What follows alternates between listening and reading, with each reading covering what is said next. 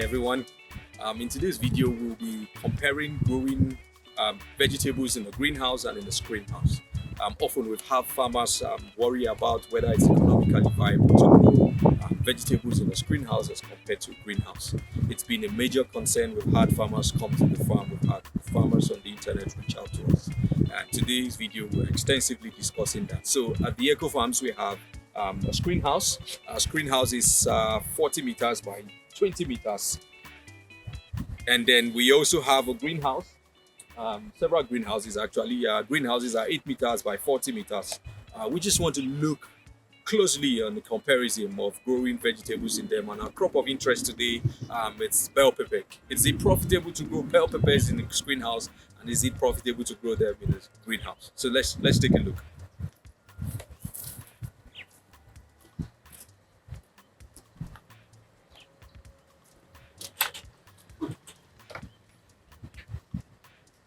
So everything has its benefit and its demerit. While screenhouses are open for proper ventilation, screenhouses also let in rain. So during rainy seasons, one of the things you will be looking at managing is excess rains. Another thing you worry about is excessive ventilations. But one key things you get to enjoy in a screenhouse is that it doesn't overheat. No matter what the temperatures are out there, the screenhouse is always comfortable to work, both for the workers and also for the crops. And when it rains, of course, you save cost on having to irrigate always because the water gets in and the plants naturally get irrigated. But some of the challenges you will experience in the greenhouse, it's because it's a little bit porous because of its nature. You get to have an excess of a number of pests in the greenhouse that you deal with. Importantly, white flies and thrips.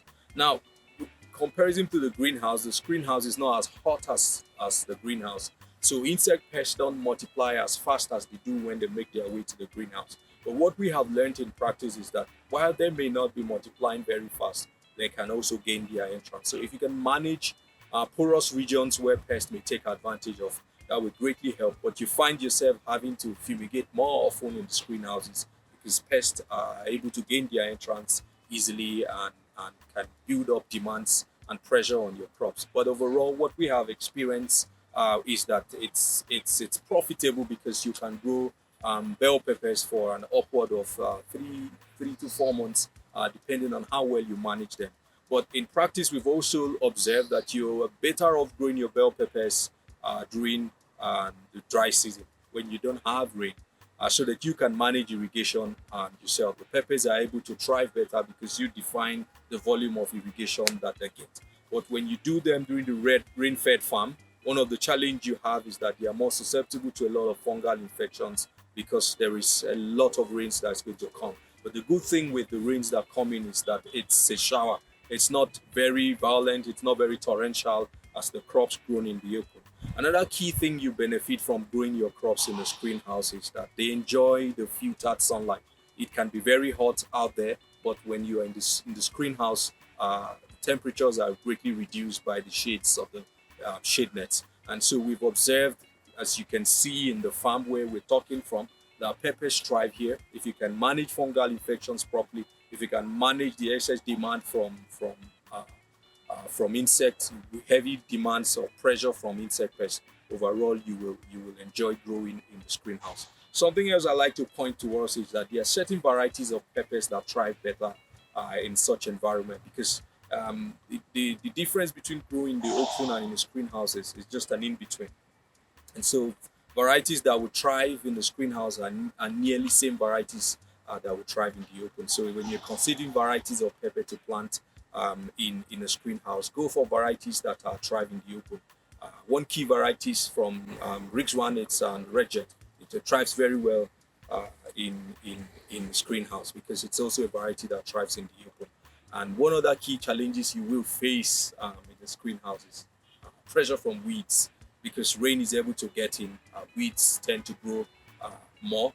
Sunlight also gets in very well here, so weeds get to grow more. So you have to invest heavily in either considering to mulch or extensively weeding until you get it right. But overall, as you see, growing bell peppers or other vegetables in a greenhouse, it's profitable, it's doable, and we encourage you to do it because temperatures all over are really gearing up, they're warming up, and the greenhouse gives you a grow area with a more comfortable environment. And one other interesting part of the greenhouse I like beyond the temperature control is that they self-ventilate themselves. And also, the grow area, if your structure is as high as ours, about 4.5, 4.8 meters, you have so much room to grow vertical. And you can take advantage of that space as compared to the greenhouse that is nearly limited. So we encourage you to consider growing your vegetables, be them cucumbers, be them bell peppers or tomatoes in the greenhouse. But make your decision around the time to grow them. What are the right time to grow them? What are the right varieties to grow? And of course, be prepared to manage excessive weeds, excessive rains, and then possible pressure from insect pests. So, one of the things you observe in the greenhouse is, as you can see here from this plant, is that um, it's profitable to grow in a greenhouse. These are bell peppers thriving very well in a greenhouse. The only demerit is the fact that because they are exposed to a lot of rain and pressure from insect pests, you may not be able to grow them extensively as when you grow in a greenhouse. But overall, you see that some crops have an infection. This is an infection, it's a viral infection. It comes in from whiteflies, it comes in also from thrips. But those ones who don't have it are doing very well. And for those who have it, they are equally we have a good number of fruits on them, but they won't be able to be as productive as that of the ones that are free. In terms of fruiting time, ripening time, what we have observed is that the plants in the greenhouse are ripening earlier than those of the greenhouse. We've also observed that the growth rate in the greenhouse is not as fast as that in the greenhouse. Of course, we understand why. The greenhouse is able to trap in more warmth. It's able to trap in more warmth, and so growth rate is faster in the greenhouse. But in the greenhouse, growth is a little bit more natural, more paced at a slower rate. But overall, fruiting is extensive, fruiting is heavy, and the crops are breaking color. And so we are being encouraged that we can take advantage of a more environmental friendly approach. We have a video where we talked extensively about eco-friendly shade nets and how they are a game changer for conventional crop protected crop cultivation as in comparison to the greenhouse. We encourage you to take a look at that video because we talked about the setup and one of the key benefits, what are the key benefits of growing in eco-friendly shade nets as compared to growing a greenhouse. Of course, one of the key things is the greenhouse, it's very hot. When you walk, your workers are walking in the shade net area. It's friendly, they don't suffer from the excess stress from heat. And the plants, of course, don't go through that excessive heat challenge. So the plants are able to naturally be more calm, be more relaxed. You can have them grow. Of course, not as fast as the crops in the greenhouse, but overall, the quality of peppers from those shade net is good. But the only thing is, you may not have an extended grow period because of the excessive rain during the rain-fed farming. But overall, it's profitable.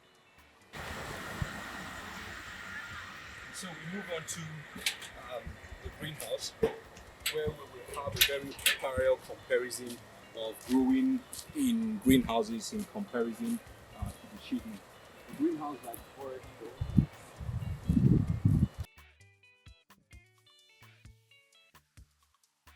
is that the growth rate of the vegetables is faster. Of course, that's likely because of the warmth that is trapped here both in the day and in the night times.